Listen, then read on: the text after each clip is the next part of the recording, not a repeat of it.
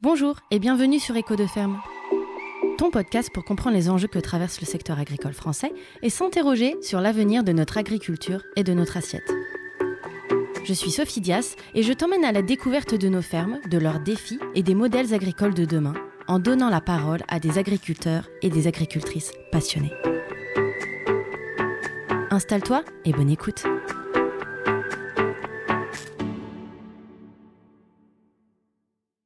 Pour ce deuxième épisode de la saison 2, nous partons à la découverte de Maxime au milieu de ses vergers de pêche, nectarines et autres fruits estivaux. Des fruits savoureux cultivés sous le soleil catalan près de Perpignan, dans les Pyrénées-Orientales. Un climat propice mais aussi difficile, avec la sécheresse et le manque d'eau caractéristiques de ce département. Maxime nous explique la gestion de l'eau sur sa ferme, son engagement pour le bio et la valorisation de sa production, notamment avec la structure Cibio.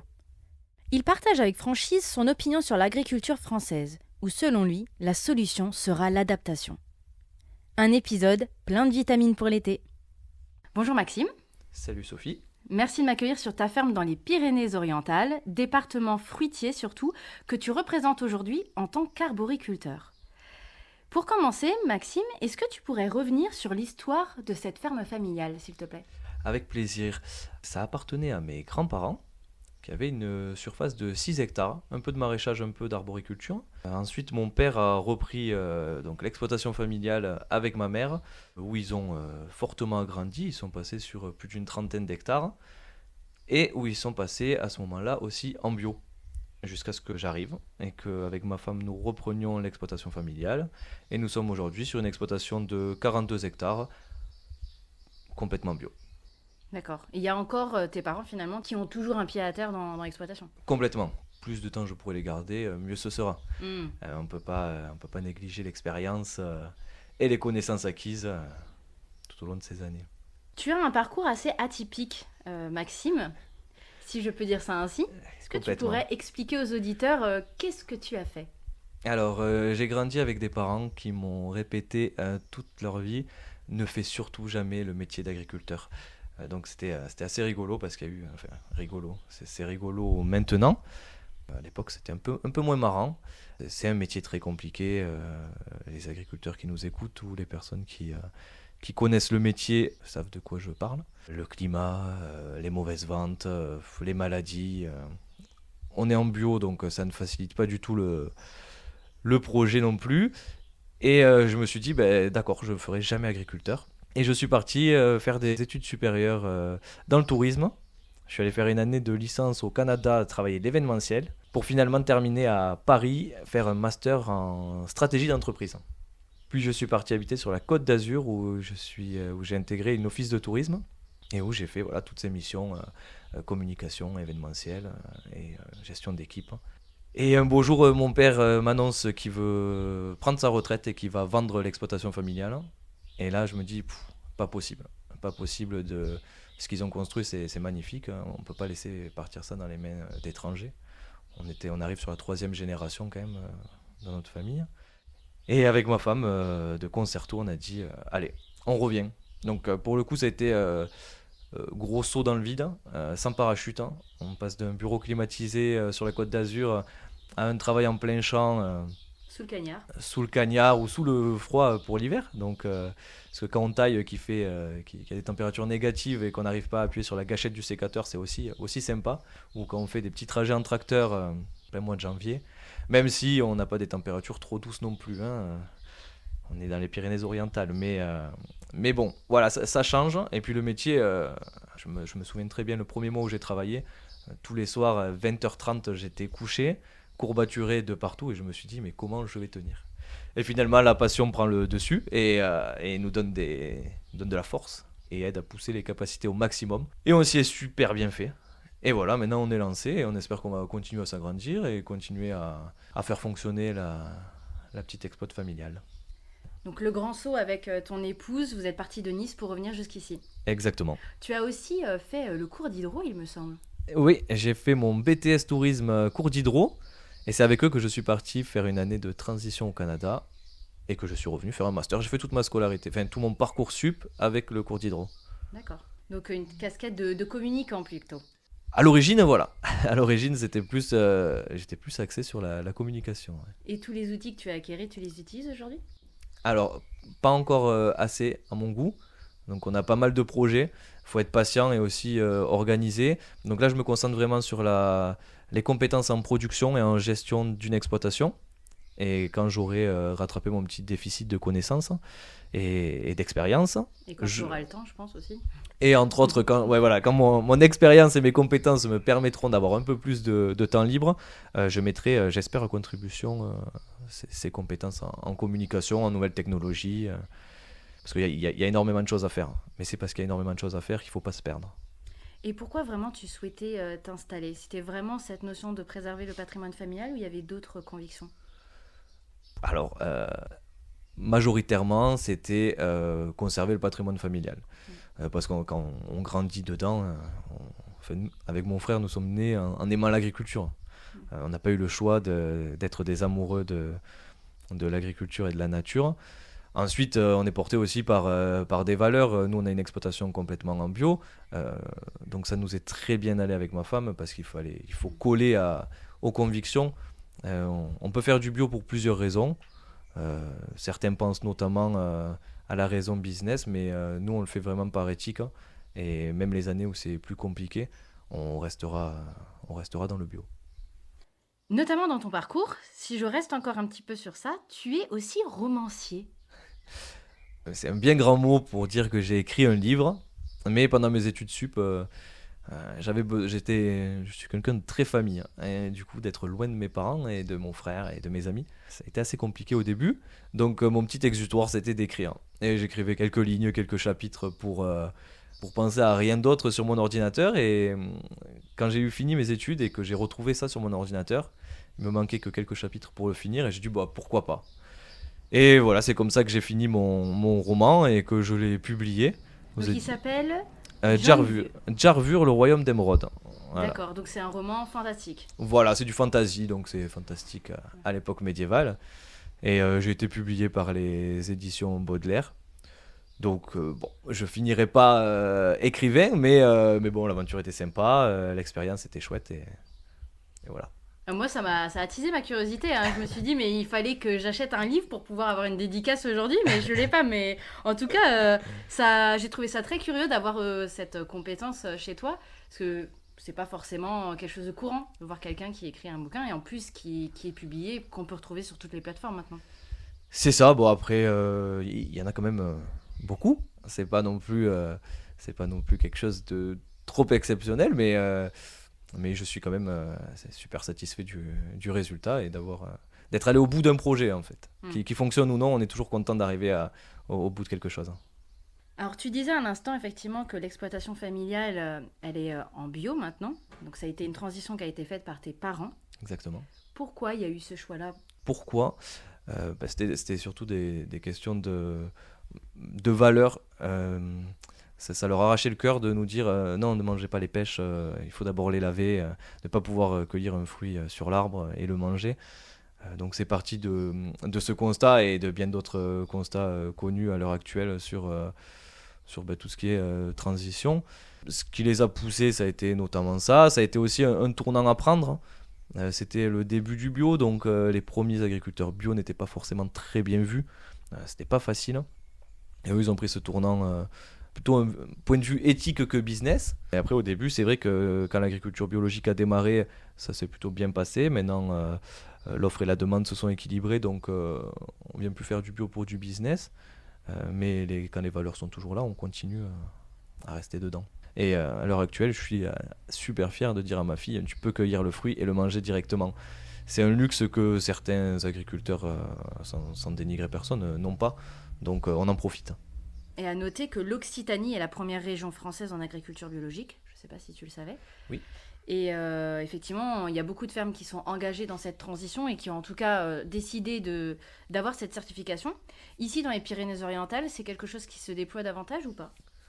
Je crois qu'on a, au même titre que l'offre et la demande, je crois on est sur un seuil actuellement et qu'on a des nouveaux agriculteurs qui arrivent tous les ans. Mais on a également des agriculteurs qui retournent sur le conventionnel.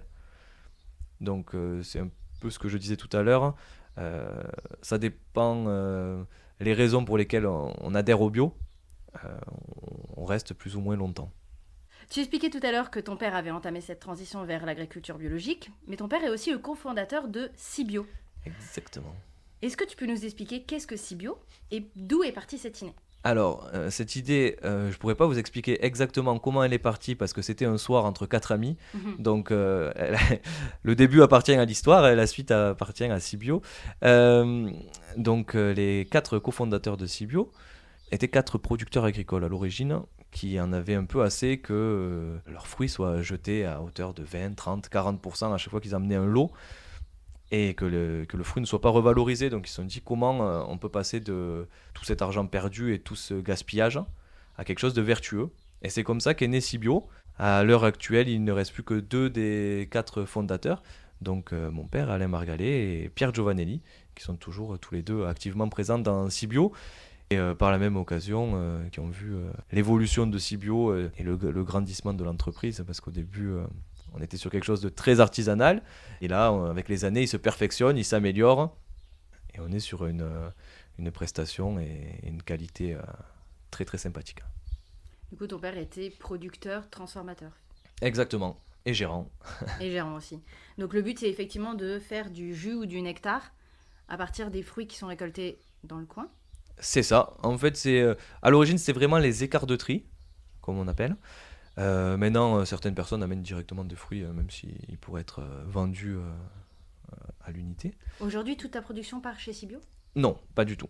On essaye d'envoyer ce que Cibio a besoin, mais sinon, on vend d'abord pour le fruit de bouche, le fruit à manger, et après nos écarts de truie, ce qui normalement devrait partir à la poubelle, part chez Cibio. Et du coup, pour la partie fruits de bouche, tu travailles avec qui comme partenaire? Alors nous, on travaille avec une coopérative qui s'appelle I-Roussillon, et eux ont un réseau d'acheteurs, et c'est eux qui nous emballent et qui font directement partir nos produits. Oui, parce que du coup, on est situé sur la plaine du Roussillon. Exactement. Les Pyrénées-Orientales, c'est le deuxième département fruitier en Occitanie. Et même deuxième région française, avec 19% des surfaces françaises qui sont situées ici pour la partie fruitière, avec surtout des nectarines et des pêches que tu produis, que tu m'as fait visiter tout à l'heure. Exactement. Pour cette partie-là, notamment, on connaît aussi les Pyrénées-Orientales par le volet sécheresse, avec la question de la gestion de l'eau qui est un peu le cœur du sujet. Comment toi tu travailles au niveau de tes parcelles pour gérer cette problématique et surtout faire face à la sécheresse qui est de plus en plus importante et notamment on l'a vu dans l'actualité où il y a un manque crucial de pluie et certaines parties des Pyrénées-Orientales n'ont même pas vu la pluie pendant plusieurs années. Exactement. Alors c'est déjà premièrement un triste constat, une triste catastrophe qui arrive. Certains anciens nous disent que c'est déjà arrivé il y a plusieurs décennies. Donc on n'est pas sur un fait qui se passe pour la première fois, mais toutes les générations encore existantes, si je puis dire, euh, la vivent pour la première fois. Donc au niveau de l'agriculture des PO, il y a eu énormément de travail qui a été fait bien en amont de cette sécheresse pour réduire notre consommation d'eau. Par exemple, nous on est passé en goutte à goutte sur la totalité de l'exploitation. Donc bien sûr que le goutte à goutte a moins d'efficacité, mais dans un souci de gestion et de conservation de la ressource en eau, tous les agriculteurs, je pense, ou du moins 90%, jouent vraiment le jeu. Il y a des chiffres dessus qui disent qu'on a économisé, qu'on a divisé par 2 la consommation en eau. D'ailleurs, tu as été accompagné ou aidé pour l'installation du goutte à goutte sur ton entreprise? Non, on l'a fait par nous-mêmes. Parce qu'il y a souvent énormément de projets d'aide qui sont annoncés. Évidemment, personne ne sera surpris quand je dis que la finalité, c'est ou inexistant ou ultra dérisoire. Donc on a appris à se débrouiller par nous-mêmes. Et pareil, on le fait par conviction. Hein. C'est comme pour la bio. Là, c'est pour la gestion de l'eau. C'est très problématique parce que on est sur nous, personnellement, on est sur des réseaux sous pression pour l'arrosage qui fonctionnent de avril à octobre. Donc on ne peut pas mettre n'importe quelle culture dessus. Les cultures qui demandent un arrosage à l'année, chez nous, dans notre bassin, c'est impossible. Donc il y a un souci d'adaptation et ces 2 dernières années ont été catastrophiques pour vraiment situer les personnes qui nous écoutent. Nous, l'année dernière, au mois d'avril, on se demandait si on allait devoir arracher nos vergers et se reconvertir. Donc on était vraiment arrivé à un point de quasi non-retour. Et là, le temps nous a entendus et il n'y a plus quelques jours qui ont permis de remplir le barrage de Vinça, qui nous sert à l'irrigation et qui nous a permis de passer difficilement, mais de passer la saison. Cette année, on repartait sur le même schéma, mais on a eu quelques jours de pluie il y a peu et ça nous a permis de repartir. On passera encore une fois la saison, mais là, il va falloir commencer à avoir une vision un peu plus alarmée pour prendre les choses en main et pas se dire que la crainte c'est qu'on ait un automne pluvieux et que les institutionnels se disent bon allez on a de la pluie, il n'y a plus de problème d'eau. Non, là il faut commencer à travailler dès aujourd'hui pour mettre des choses pérennes en place.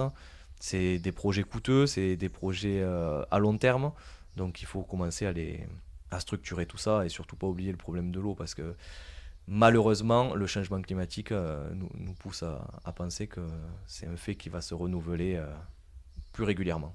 Tu me donnes une très belle transition parce que j'avais une question qui était finalement quelles sont selon toi les stratégies d'adaptation par rapport à cette question de l'eau? Alors, des stratégies d'adaptation, il y en a plein. Il y a des personnes aussi beaucoup mieux placées que moi, petit agriculteur, pour les trouver, mais on parlait de diverses retenues d'eau parce que nous, dans la vallée de la Tête, on est très bien situé parce qu'on a le barrage de Vinça, mais il y a des vallées comme l'Agly, qui est un petit peu plus haut dans le département, qui eux ont eu moins de chance que nous l'année dernière. Et il y a eu des projets comme amener l'eau du Rhône jusqu'aux Pyrénées-Orientales, qui n'est pas un sujet d'hier. On parle des stations d'épuration, de gérer la récupération des eaux usées. Donc voilà, il y a plein de projets de ce genre, mais qui doivent être portés par d'autres personnes que les agriculteurs eux-mêmes, qui doivent être portés par les institutionnels, Notamment. voilà, par les pouvoirs départementaux et régionaux. Et c'est là vraiment qu'on attend nos élus. Du coup, comment tu vois l'agriculture dans les Pyrénées-Orientales d'ici quelques années par rapport à cette problématique du réchauffement climatique? Et du coup, j'enchaîne aussi sur ton verger à toi, finalement. Alors, il y a réchauffement et il y a changement climatique. Hein. C'est pas exactement la même chose, Ouais. parce qu'il peut y avoir d'autres faits météorologiques que la chaleur. Donc, il faut vraiment s'adapter à toutes les conditions climatiques. Donc, comment je vois notre département dans une dizaine d'années? Ben, j'ai quand même foi en ce que l'agriculture perdure, et ça, j'en suis persuadé, ça va continuer à marcher. Mais comme dans tous les corps de métier, il faut s'adapter. Et on va devoir s'adapter par les cultures, par les moyens d'irrigation, par notre façon à gérer, que ce soit la main-d'œuvre, qui est aussi, qui est aussi un gros problème avec l'irrigation dans notre département. Donc voilà, donc une fois qu'on aura géré ces problématiques, je pense que l'agriculture existera toujours, mais les cultures seront différentes. Et ça me permet de venir à mon exploitation où elle sera dans 10 ans. Je pense qu'il y aura peut-être un peu moins de pêche et nectarine, mais j'ai quand même espoir de continuer ce produit. Et on verra peut-être apparaître l'arrivée d'agrumes. Donc on commence déjà à voir quelques exploitations se transformer et mettre quelques vergers en agrumes. Et finalement, toi aussi, tu vas sauter le pas, vu que tu m'expliquais que tu avais le projet de mettre des clémentines. Exactement, on va planter 5 hectares de clémentines sur le village de Ponteilla. En plus de ça, on est sur un projet très novateur. On va les mettre sous une structure agri-photovoltaïque. D'accord. Donc des poteaux avec des ombrières inclinables et pilotables au-dessus. Donc on va mettre un verger vraiment... on va se donner les moyens de réussir l'agrume chez nous. Et ça peut être des tests et des vergers pilotes pour donner à d'autres agriculteurs l'envie de suivre. Alors, en termes techniques, la culture de la clémentine, est-ce que ça peut coïncider avec le bio ou est-ce que c'est trop contraignant pour un agrume? Au vu des conditions climatiques ici dans les Pyrénées-Orientales. Alors, elles sont en cours de plantation, enfin, elles vont être plantées printemps 2025, donc je ne peux pas encore affirmer, mais des retours qu'on a, des formations qu'on suit et des personnes qui ont déjà fait avant nous, il n'y aura pas plus de contraintes de faire de la clémentine bio que de faire de la nectarine bio. D'accord. Donc il y a des contraintes qui appartiennent et qui sont propres à la bio, mais sinon il n'y aura pas de contraintes différentes par rapport à la variété, par rapport à l'espèce. Rendez-vous en 2025-2026 pour avoir tes propres retours terrain. Exactement. Et comment ça se passerait la structuration de la filière des agrumes en France? Parce que finalement, c'est assez novateur. On commence à voir des régions qui, avec l'augmentation des températures et le réchauffement climatique, commencent à avoir des plantations d'oliviers, même de l'avocat dans les Landes. Donc il y a quand même une transition qui se fait aussi avec des nouvelles cultures qui vont s'implanter finalement et qui sont plutôt originaires de pays tropicaux ou d'Espagne, par exemple.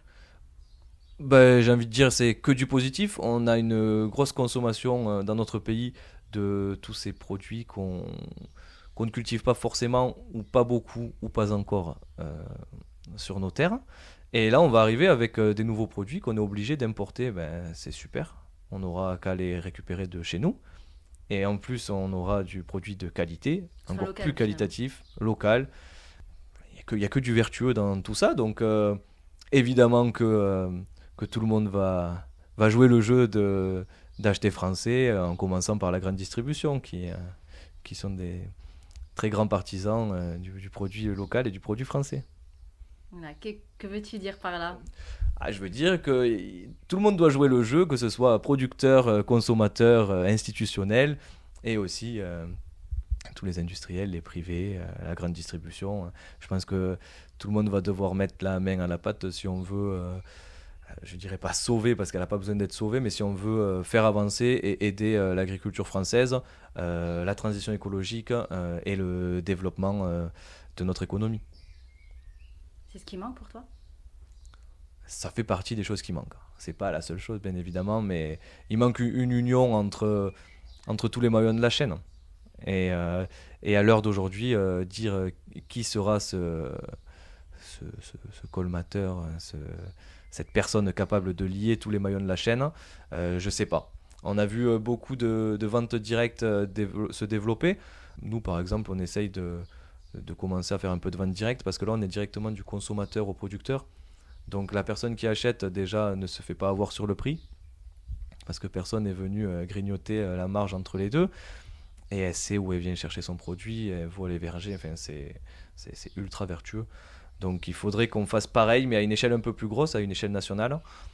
Et de ce fait, il faudrait que tout le monde participe activement à cette mise en place d'un réseau d'agriculture française. Maxime, tu fais notamment partie des jeunes agriculteurs du département. Il y a eu des manifestations en début d'année 2024. Il y en a eu très récemment hier, avec le blocage de la frontière espagnole et même encore ce matin. C'est quoi ton avis par rapport à cette situation, à ce qui s'est passé? Est-ce que tu t'es engagé aussi en tant que membre JA? Alors, je me suis engagé en tant qu'exploitant agricole, et au-delà de ça, en tant que citoyen. Donc, je pense que on peut pas être d'accord à 100% avec tout ce qui est fait, tout ce qui a été fait, et ça, même pas besoin d'en débattre. Par contre, d'être là, de soutenir le mouvement et de participer activement, c'est quelque chose d'obligatoire. Il faut que les gens comprennent les problématiques autour de notre profession, autour de nos produits, et que à l'heure actuelle, c'est nous qui en pâtissons, mais dans quelques années, quand nous on aura disparu ou quand nous on aura pris des coups trop forts, ça sera à leur tour. On est le premier rempart avant que pas mal de choses s'écroulent, et notamment dans notre département où l'agriculture, c'est juste le moteur du département, que ce soit au niveau de l'économie, au niveau de la ressource humaine, au niveau du développement. Donc oui, je soutiens ces blocages qu'il y a eu, ces manifestations, ces revendications. Et malheureusement, tant qu'on n'aura pas de réelle avancée, il faudra qu'on continue. Et comme toujours, les personnes qu'on touche, hein, c'est pas toujours les bonnes. Il y a toujours des dommages collatéraux, on essaie d'en faire le moins possible, on essaie de pas en faire du tout. Et des fois, c'est indépendant de notre volonté aussi, hein. Tu Mais dis notamment tant qu'il n'y aura pas les bonnes solutions, qu'est-ce qu'il faudrait? qu'est-ce qu'il faudrait?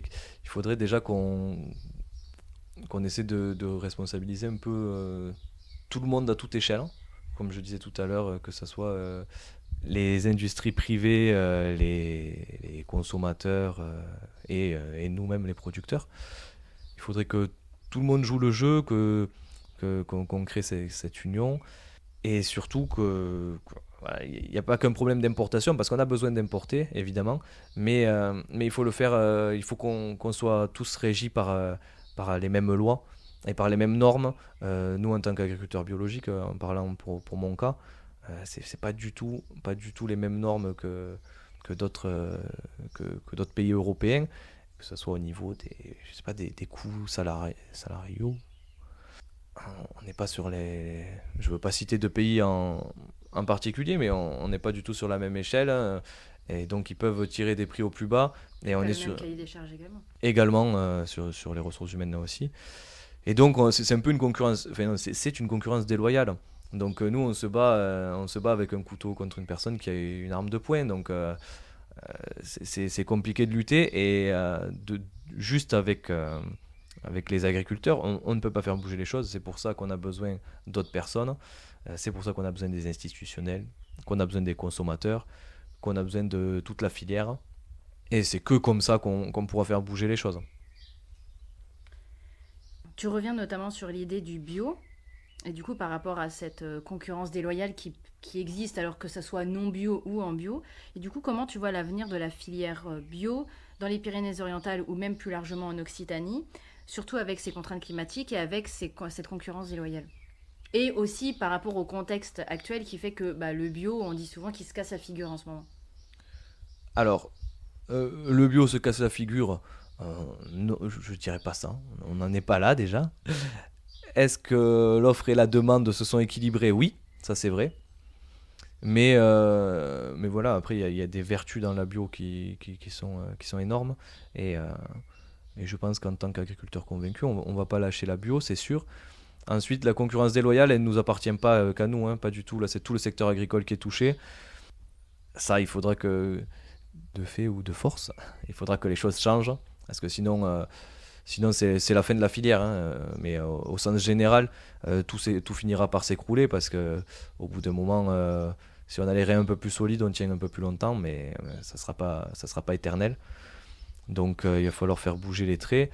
Et après, pour comment je vois la filière bio dans les PO ou en France, je la vois continuer à perdurer et à continuer à s'adapter comme tout bon agriculteur. L'adaptation, c'est la clé.